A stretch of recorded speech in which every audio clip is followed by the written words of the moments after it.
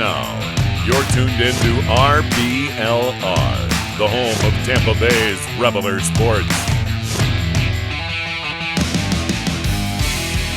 Hi, good morning everyone, and welcome to RBLR Sports. I'm Ben here, and with me is Zach. How's it going, Zach? Pretty good, man. How are you doing today? Pretty good. I also should probably mention that we are the Rays portion of RBLR Sports. Forgot to say that at the beginning, but that's who we are. Eureka's lurking in the background here on mute, just ready to hop in case we make any mistakes. So it's always nice to have that. What do you think of this week, Zach? I think we had a phenomenal showing this week. Undefeated. Every aspect of our game, I think, was really good this week. Yeah, definitely. I really liked the bullpen, as always, the revolving door, but they still get it done. Offense was still pretty relentless. They weren't, putting up their 10 runs a game like we saw a little bit a while ago, but they're still, 6, 7, 8 runs a couple times. So it was nice. It was nice to see them do it in a way different than just hitting home runs. So. Yeah, I feel like the home runs, I love the home runs, but I also kind of like the doubles, triples. Mike Zunino got in on that with the triple this week, so everybody's just kind of contributing, even if it's not with home runs. So exactly. It's nice to have a multi-dimensional offense. But we can get into the game-by-game recap here, and then we will talk about some injuries and stuff like that afterwards. So. The most recent game after we recorded last was on the 21st when it was Patino versus Keuchel. What did you think of that game, Zach? I think it was a nice rebound for Patino after what happened against so Baltimore was the last game he started. I think so. But for him to go 6 innings, 5 hits, only giving up 1 home run, 2 earned runs. 5 Ks, not a perfect game, but a very well pitched game by him. Yeah, definitely. I agree. It wasn't perfect, and his command was a little spotty, but he is so aggressive. And when I was not talking bad about Patino earlier this season, but I was, I wouldn't be against him going to Durham. But one of his strengths is his aggressiveness when he is, when he's out there pitching. He's not afraid to go right after a guy, even if his stuff isn't at its best. So I really liked his aggressiveness. He had his curveball working a little bit, which was kind of nice. The command wasn't good, but it kept everybody, kind of off balance. So it kept him guessing, and like you said, he had no fear.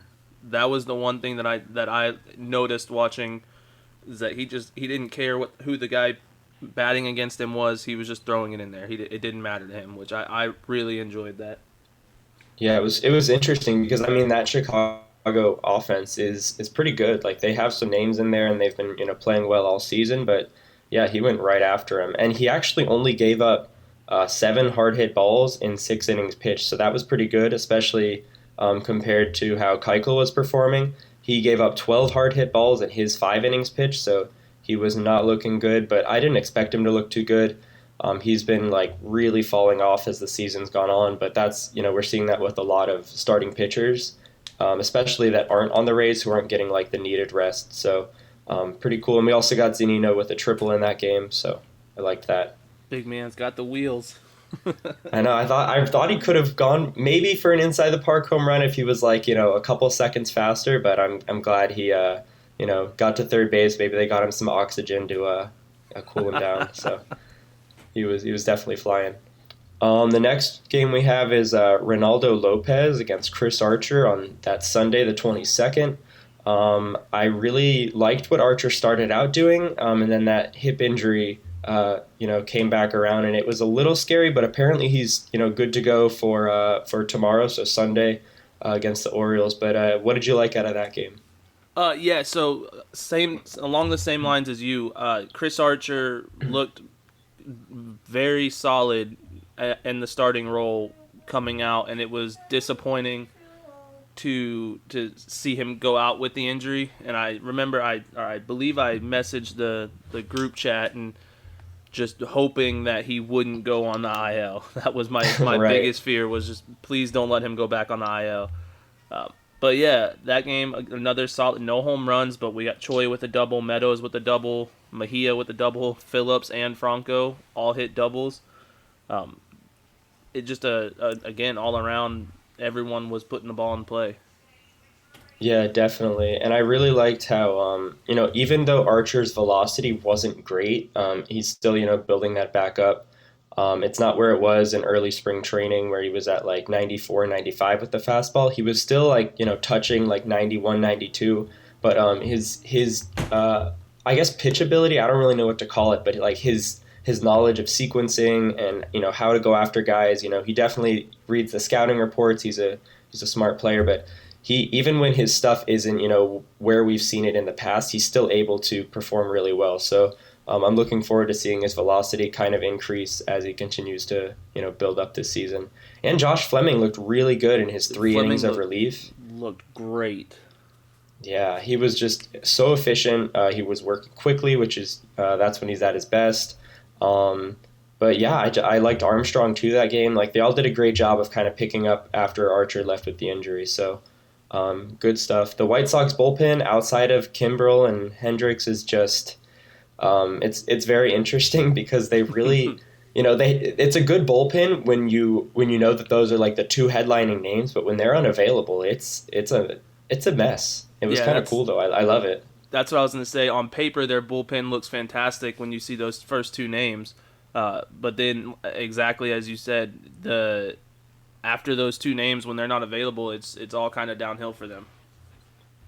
Yeah, it makes me kind of excited if we do have to play them in the playoffs because, like, they'll burn through those two guys like the first game. They'll be unavailable for game 2. And then they'll be available for game 3 again. So it's like it'll be an on-again, off-again thing where it'll give the Rays a really good chance to, maybe steal some away games in that series if we end up playing them. So I like that a lot. Mean, we're 3-3 against them on the season, so I don't dislike our odds against them in the playoffs. Right, and I think when we played them in Chicago, that was like the start of that like 7-game or 6-game losing streak that the Rays had. So.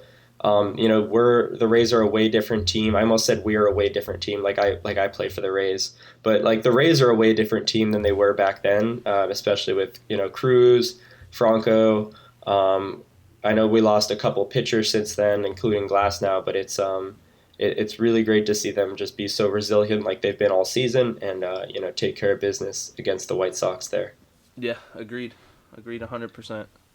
So it was nice to get an off day after that series against the White Sox because then we go into the Philly series where Rasmussen starts against Ranger Suarez, who's been like pretty good this season. It's weird because he's not a big name, but he's been getting it done as a lefty. Yeah, definitely. And it was for me, the Philadelphia series was kind of a weird series as far as I didn't know what to expect. I haven't paid very much attention to the Phillies this season. That's on me. But to get Drew Rasmussen in there, and I know that it might not be sustainable. I've been reading some stuff on Twitter from a person we all know, Mr. Ben. You got a point. It might not be. It's probably not sustainable. But for him to come out and throw 5 innings. That's the most he's thrown. I think he's thrown 4 the last 2, or they may have been 5 as well. But for him to come out and throw 5 innings, 4 hits, only 1 earned run, 1 walk, yeah, he only got 1 strikeout, but that's still a very good game. And oh yeah, it was definitely a great start, and like I love the results that we're getting from him. But I'm just like, it feels like we're kind of like waiting for something bad to happen in terms of like his performance because he really is walking such a fine line. He's got I have it here. The first time through an order, he's great because, he's got 2 really good pitchers. He's got a 3.26 expected FIP. So he's, dominating. He's got a 25% strikeout rate the first time through the lineup. But then the second time through, he's got a 10% strikeout rate, 10% walk rate, and a 4.74 expected FIP. So it's like he should be getting hit around a bit more than he is that second time. So it's a little concerning that, we might see some regression soon. But he is starting to go to his curveball more, which is kind of cool. It's not great, but it's still like an okay pitch. And I think Kevin Cash is trying to like manifest Rasmussen into like to be a good starting pitcher because there were some comments he made earlier in the week where he was like, yeah, Rasmussen's got like a really good 4-pitch mix, but like we've never seen him throw 4 different types of pitches in a game before. Exactly. So it's interesting. Yeah, I think that if anyone in our bullpen could become a starting pitcher, and I'm saying that without Josh Fleming's being in that conversation, it would be Drew Rasmussen. That's true. I think he's got the ability to do it. Like you said, it's just he's got to get in those. He's got to get another pitch, another dominant pitch, and not just something that he can throw every now and then to get someone confused. Right. No, that makes sense. And someone on Twitter actually pointed it out to me. Like, Tyler Glasnow was really good as a starter when he just had 2 pitches. Like, obviously Glasnow's like raw stuff was better than Rasmussen's, so his raw stuff back then was better than what Rasmussen's stuff is right now. Yeah. But it's still a pretty interesting comparison because it's like 2 guys that had, 2 good pitches, high strikeout stuff, high walk rates. But as soon as Glasnow added in that 3rd pitch, which we saw this season, with that slider, it was just a whole new level. Like if Glasnow doesn't get hurt, a Cy Young. Yeah, absolutely. Yeah. So I mean, like with Rasmussen's like spin rates, I think he's got like pretty big hands too. He should be able to develop a decent curveball. I think he could be good. It's concerning until he gets that curveball or maybe even a changeup to match up. But another pitcher in the game that was great was Andrew Kittredge. He just came in, and that was probably the most dominant relief performance I've ever seen. He got 6 misses on 9 swings against his sinker, which was crazy. No hard hit balls, 4 strikeouts in just 2 innings pitched, and he only threw 3 balls in that appearance. So yeah, that was very impressive. Exactly, for you to throw 3 balls and you struck out 4 of the 6 batters, like. That's impressive. Well, 7 because he allowed 1 hit. So you face 7 batters, strike out 4. That's a solid game. Like you said, one of the most dominant, especially lately, relief performances I've seen. Yeah, he's been really good all season, but he's just been kicking it into another gear recently. I think he gave up a run in one of his more recent appearances after like not giving up one for a while, but he's still been just so dominant. So I'm glad to see the Rays kind of like managing his innings and keeping him fresh for October because he's going to play a big role when that happens. It was also nice to see, going away from pitching a little bit, it was nice to see old Nelson Cruz playing in the field. We got him at first base. It was nice. He hasn't played, if I'm not mistaken, he hasn't played in the field since 2018. Yeah. So it was nice to see. He's had some comments, I think, before the game where a reporter asked him if he ever played at first base. And he said, and he asked if like charity games counted, like softball charity games. So he's just like, that's his only experience, like in a game like situation is, in a charity game. But he held his own. Yeah. I hope he doesn't have to do that again until like the World Series maybe. But that's I hope Troy gets healthy just because he is the first baseman. I know Yandy can platoon with him, but I like Troy there more. But you got to find ways to get Cruz's bat in the lineup, so it's good that he was able to hold his own at first, and he could probably play a couple innings in a postseason game there if he had to. Oh, agreed. Another thing, real quick, before I move on to the next game, Adam Conley's been really great. I know it's been like a small sample size, but he's got a 50% whiff rate on his slider. And just for some context on that, Tyler Glasnow had like a 55% whiff rate on his curveball this season. So before he got hurt. So Conley's been really, really good with his off-speed stuff, and he also throws like 98 as a lefty. So it's pretty cool to have him out of the pen. Conley's one of those guys. Go ahead. No, you're good. You're good. Conley is one of those guys that I'm excited to see further into the season, or towards the end of the season, with what he can do. Like you said, with that 98 mile an hour left-handed fastball is ridiculous. I mean, especially with Springs going down, like he is basically, I think, one of the only lefties in the bullpen now. If I'm not, well, I guess Fleming too now, but yeah, I think it's Fleming and Conley. Wow, so yeah, they're definitely going to need him to keep that up this season. And then another lefty, speaking of lefties, we got a good segue here. Yarbrough starts the next game against Zach Wheeler. What do you think of that game there, the last game in Philly? Another great game for us. I don't agree with them leaving Wheeler out there for 8 innings. Oh my God, yeah. I think they set him up for failure. He wasn't looking amazing all game. He wasn't looking terrible, don't get me wrong, but he was not looking phenomenal. And for them to leave him out there for 8 innings, I don't know if they needed some bullpen relief. They needed to rest the bullpen, but it was not a good coaching outing, in my opinion, for them. But we get Yarbs out there, 5 hits, 2 runs, 2 walks, no strikeouts. That's kind of expected for Yarbs as far as strikeouts. We're not expecting him to go out there and get 8 to 10 strikeouts a night. Armstrong, 2 innings. Yeah, overall, it's a good. And we get Colin McHugh out there with the win. So I can't be upset about it at all.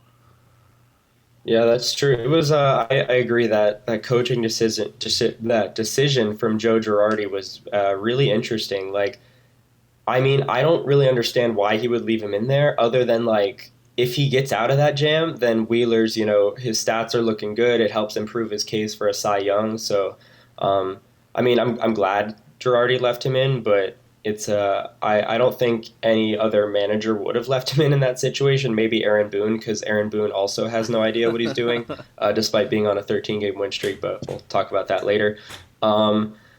On the other side, though, Kevin Cash, managed that game really well. I know Colin McHugh's command disappeared a little bit in that game, but he bounced back, and I think he'll be fine going forward. You can't be perfect all season. Ryan Yarbrough's that velocity is still down a lot. I thought it would be up a little bit more, but still down quite significantly. And yeah, he didn't get any strikeouts, but that curveball is still really, really good. He's been incorporating it a lot more recently this month.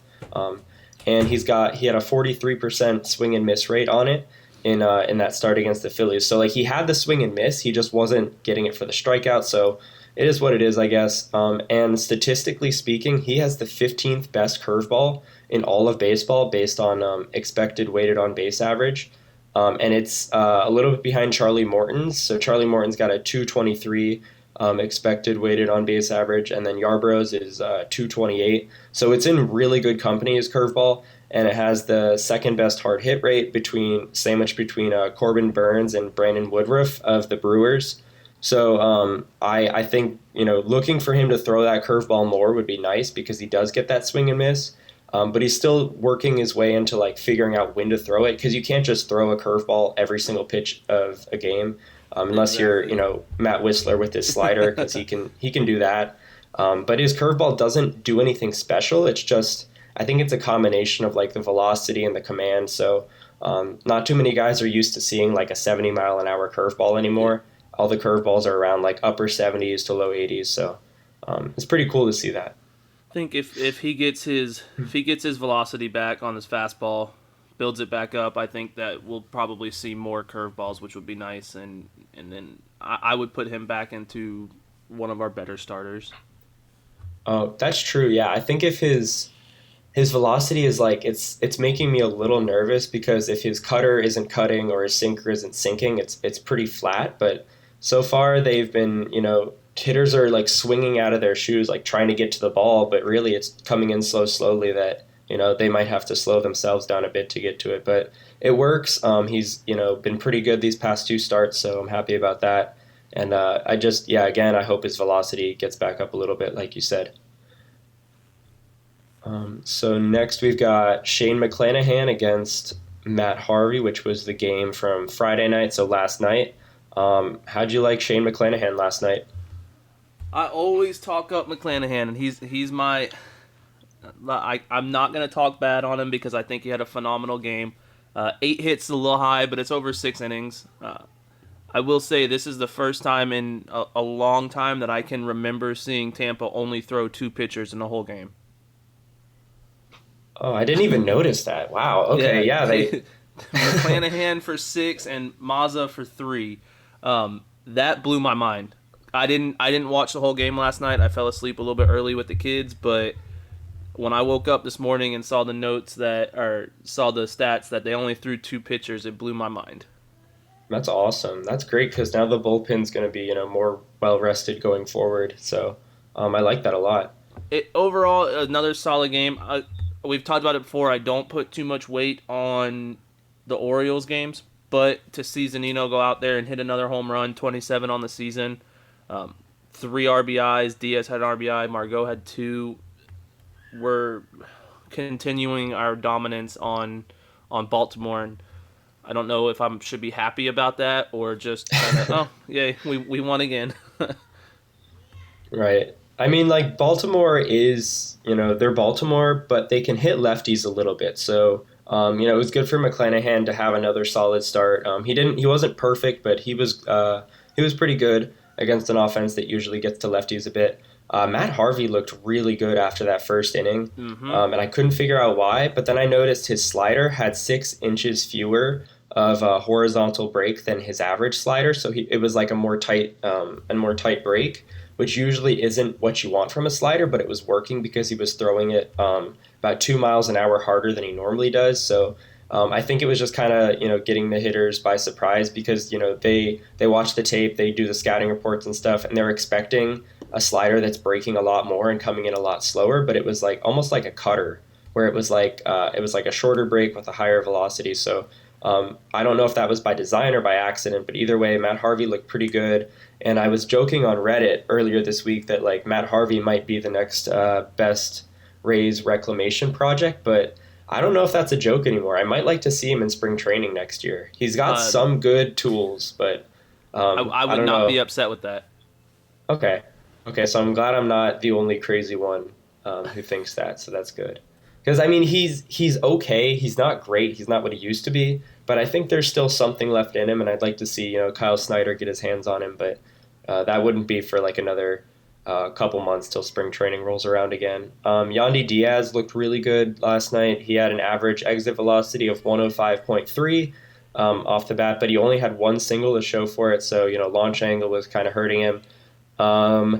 And something I noticed that McClanahan was struggling with was his slider command. He was kind of hanging them. He hung, by my count, 6 sliders like near the middle of the zone, and he only got a 27% swing and miss last night when he was averaging like 41% swing and miss on his slider. So the command was off, but it still looked fine. Like the movement and the velocity was fine. So, and I know you mentioned Zunino earlier. He had the 453-foot home run. And since August 4th, Mike Zunino has a 219 weighted runs created plus, so he's been, 119% better than, the league average hitter on offense since August 4th. He's got an 1193 OPS, and he's averaging a home run in every 6.5 plate appearances since August 4th. So, like, every other game, basically, he's hitting a home run. So, yeah, and he's on a tear. I gotta say something because I've never said it on the podcast. But I know when we first were talking and getting me into the podcast, I definitely was not very high on Zunino. And I mean, you weren't the only one. I would like to formally take that back, and if Zunino ever listens to this, I apologize. But he is on a tear lately, and I feel kind of bad for what I said. I mean, I was a little skeptical, in spring training because I felt like the deal was a little too much. I think it was like a $4 million 1-year deal. And coming off the season he had last year, $4 million did seem like a bit much, especially for a team like the Rays. But he's been worth every penny and more. He's been the best catcher in baseball, in my opinion. He's the second or third. No, he's the second best framer in the league based on like the shadow strike percentage, so like the area just outside the strike zone. He gets like the second most called strikes out there, and his offense has been incredible. Like he's going to strike out like 35% of the time, but he's going to hit 450-foot home runs every other game. So we'll take that. And I think he's still second in the league to Shohei Ohtani in like barrels per plate appearance. So he just hits the baseball really, really hard. And he catches the baseball really well when he's behind the plate. And I'm so glad he's on this team. I hope he's a Ray for the rest of his life, and he goes into coaching after he retires. I would love that. The Rays. Yep. That's my dream, is like Kevin Cash is like 90 years old. He's still the manager. And then Mike Zunino is like the bench coach or something like that. I don't know. Just give him a spot in the team. He could pull an old Rocco Baldelli. Yeah, that would be nice. I mean, That would be amazing. yeah, I would like that.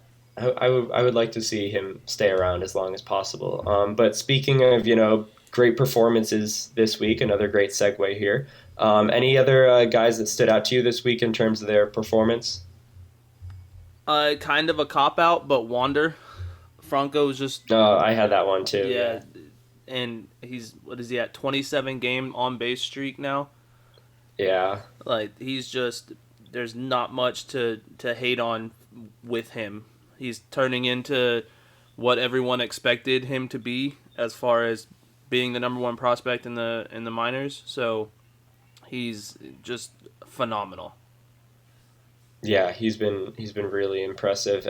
He's got a 908 OPS this week, and he had a 152 weighted runs created this week. Weighted runs created plus, sorry, so 52% better than league average. He scored at least one run in every game this week, and he's also scored a run in 10 straight games, and he scored a run in 17 of his last 18 games. So he's just getting on base, getting over, getting in, being a nice like spark at the top of the lineup there. And his defense has been getting a little bit better. I know he had the error last night, but he still had a couple nice plays in addition to that. And I don't have it in my notes here, but he has one fewer defensive runs saved than Willy Adames this season. And Franco's played, less than 400 innings at shortstop, and Willy Adames has played over 1,000 innings. So the defense is almost equal. Wander's been a little bit worse than Willy on defense, but they've been about the same. So it's interesting to see him develop. It's really exciting because I feel like every game we're seeing something new out of him. It's like we're watching him grow up. It's kind of nice. Oh yeah, it's like I'm gonna cry. It's like my son. Happy parenting moment. I mean, I don't have any kids, but I imagine like this is what it feels like when you see, someone's. Well, I mean, I guess I have my students I teach, but they're not really my kids. I just see them for like 45 minutes a day and then move on to another group. So, not really my kids, but it's still cool to see them grow. Enough. Yeah, exactly. Yeah. Another guy I had this week was Rasmussen. I know I've been kind of not ripping on him, but I'm a little skeptical of him, but he's still been great as a starter. He's got a 170 batting average on balls in play as a starter, which is a little concerning because, the league average is like 300, so that's bound to go back up eventually.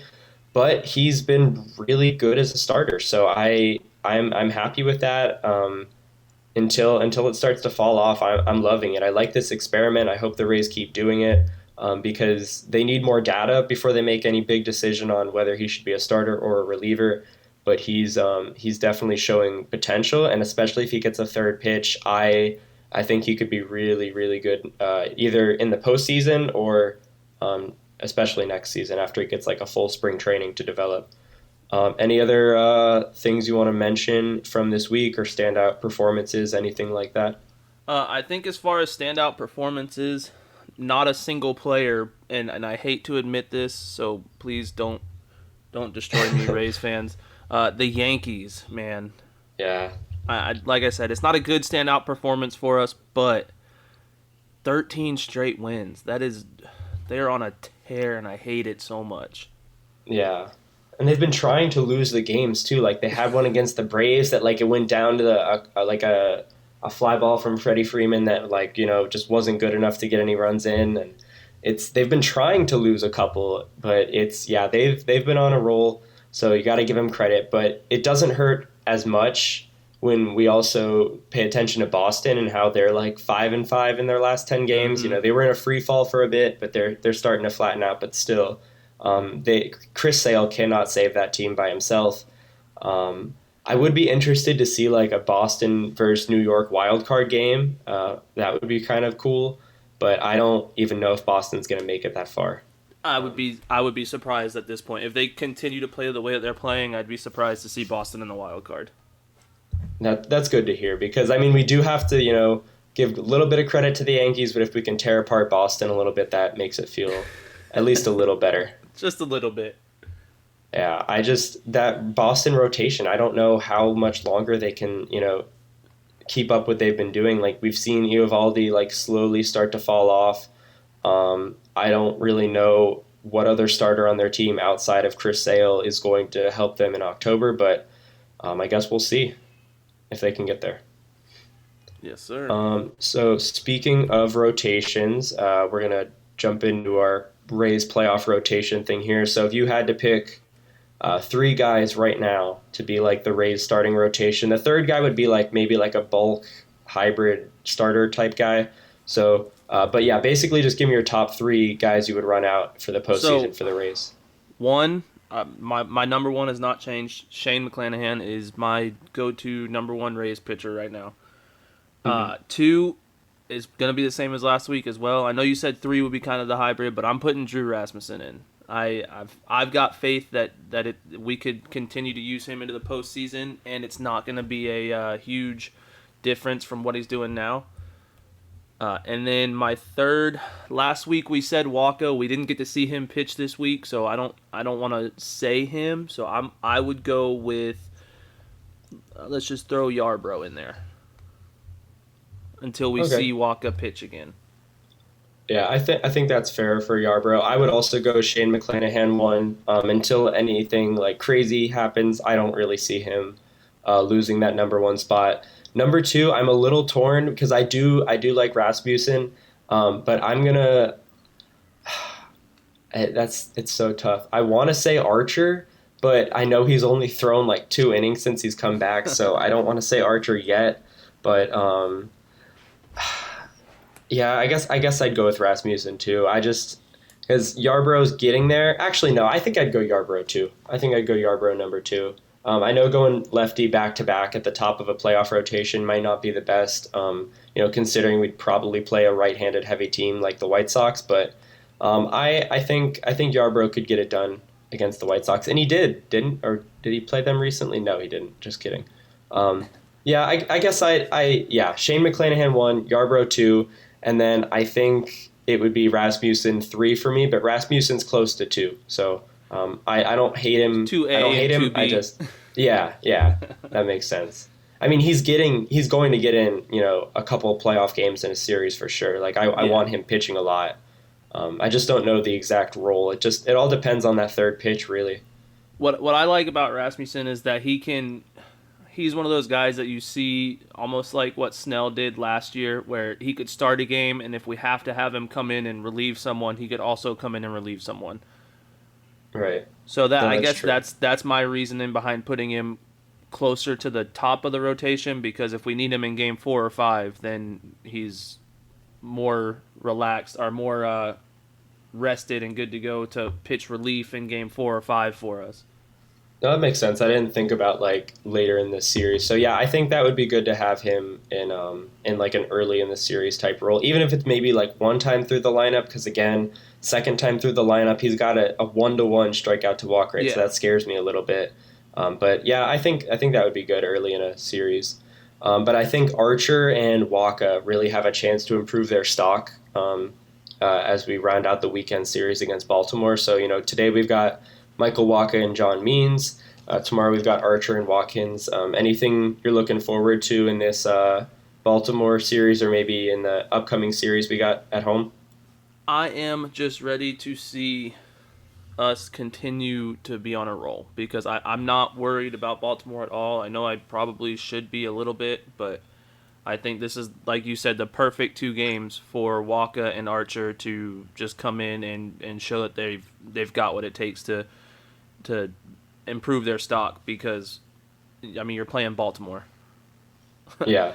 So you gotta I be think, up on them. Yeah, I think that this is the perfect situation for, to get Walka his confidence back and to get Archer going again. I think this could be a very solid week for them, or 2 games for them.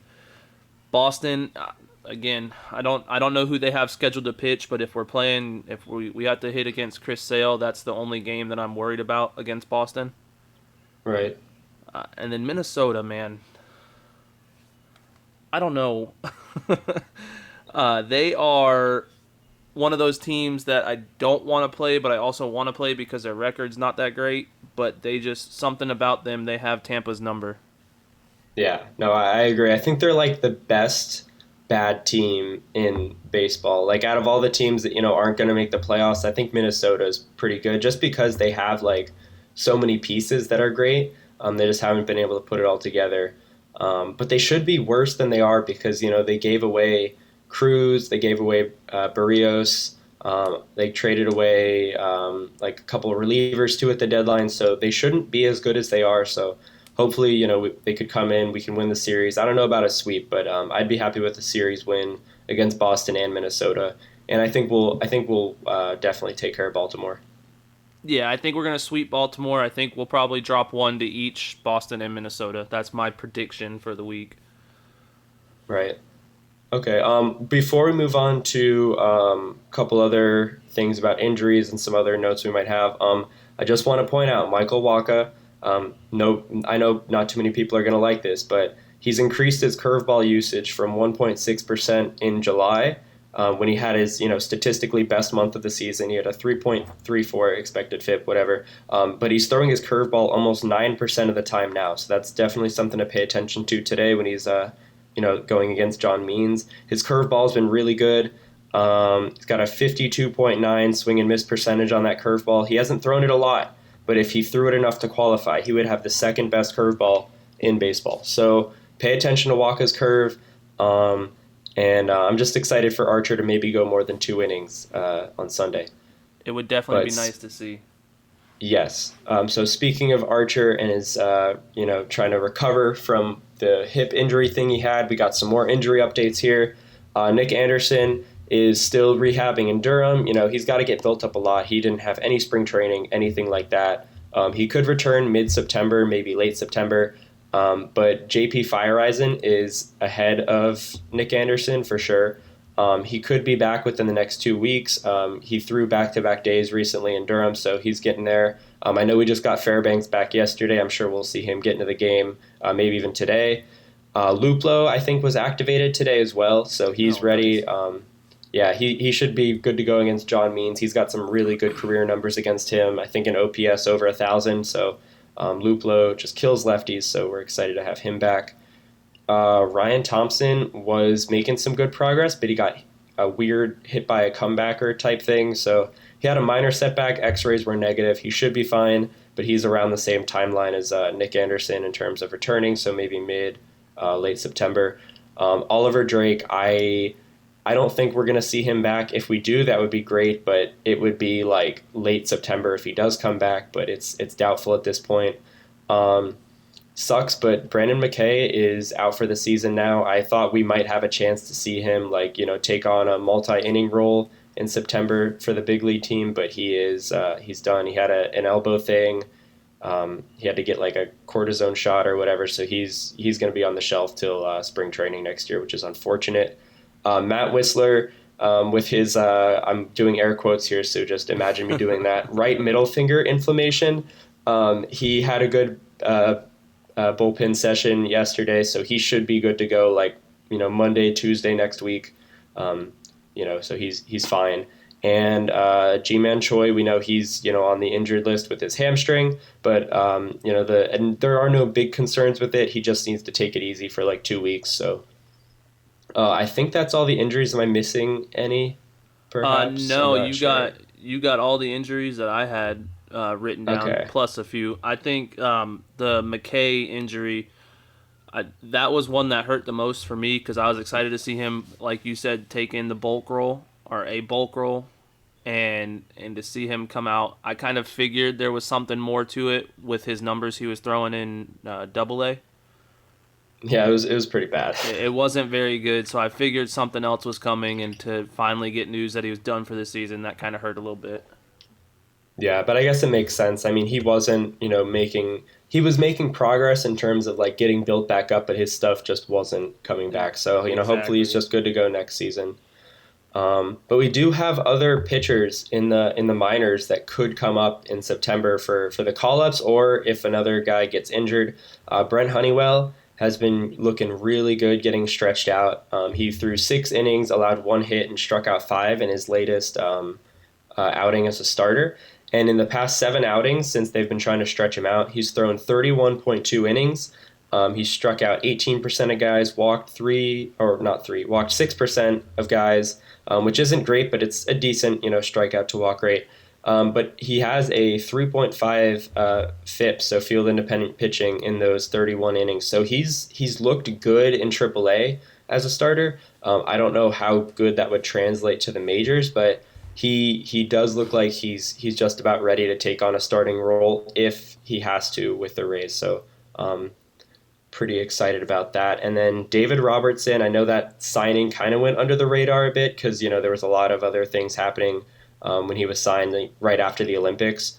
But he's been really, really, really good with Durham. It's only 5 innings, but he struck out almost 58% of batters he's faced. He hasn't walked a guy yet, and he has a negative FIP. It's at 0.43. So, I don't really know how that happens, but he's been so good that he should be giving up half a run, like a negative half of a run. So I don't even understand that, but we'll take it. Hopefully he continues to get back into his groove so we can see him with the Rays soon. Yeah, he's the one that I'm most excited for this season. I think Honeywell, it'd be nice to see him this season, but I don't think we see him this season unless we have an injury. So it would be nice to see Robertson get into the bullpen and come pitch for us, especially after September. Yeah. Cash is pretty excited about Robertson, it seems, and he seems to be on he could come up around the same time as Fire Eyes and maybe Nick Anderson and Thompson later on. So he looks like he's getting there, and I'm excited to possibly have him with the big league club soon. Any predictions for the week as we're starting to wrap this up here? Yeah, my prediction, like I said, we're going to lose 1 to Boston, lose 1 to Minnesota, and win the rest of the games this week. That sounds good. Boston's going to continue to lose and fall down in the standings. Love to hear it. That's what I want to see. Yeah, I've got, we got to bury Boston even more this week. I'm not too concerned about them coming back trying to win the division, but I want to knock them out of wild card contention. I think that would feel really good. And I think the Yankees they're gonna hit a speed bump here in the next couple of days. They do play the Athletics for a couple more games, who are on a pretty poor run of play as of late, and then they play the Angels, who aren't very good. But I think we'll see the Yankees. Maybe just because you can't win that many games, Exactly. It doesn't make sense. They're not that. They're a good team, but they're not that good. They've been relatively healthy lately, so that adds to it, but I think they'll fall off a little bit. We might see Toronto make a bit of a push. I'm kind of surprised they haven't yet, because they did go out and they gave away so much to get the guys that they have that they got at the deadline. So they really need to make a push, or their front office might be under a microscope soon, because they might not have made some good decisions. And I think the bullpen for the Rays is going to get healthy, as we've been seeing all these guys in their rehab appearances, and the team's going to have to make some tough decisions with the 40-man roster, because we've got 40 spots, and there are about 50 guys that could be in those 40 spots on the roster. So exactly. I know the guys that are at the club now are probably locks for the roster, with the exception of Chris Mazza. I think he'll stay. I think he'll stick around, but it's going to be tough because David Robertson's not making this easy. Thompson's going to have to get reinstated from the 60-day IL. So there are a lot of things that are going to happen over this next week in terms of roster decisions. So anything else? Any final thoughts here before we move on, or we wrap it up? No, I think we covered it all for the most part. I'm just excited to see this week pan out and how it goes. All right, sounds good. Well, if any of you listening here, you want to get some more RBLR sports content, especially Rays content, you can follow at RBLR Sports on Instagram, Twitter, Facebook, on your social medias and stuff. If you want to, no pressure. It would only hurt my feelings a little bit if you didn't. And you can always like and subscribe to our podcast to get more of this really great content that we're putting out here. We do our Rays show, and then we've got guys on the Rowdies, Bucks, Lightning. So we do it all at RBLR Sports. So you can listen to us on Spotify, the iHeartRadio app, Apple and Google Podcast, YouTube as well, and other major podcast platforms. So I'll let Zach have the final words here as we we head out and we get the game going later on tonight. All right. Well, hey, I hope everyone has a great rest of your week, or a great rest of your weekend, and great week, and go Rays.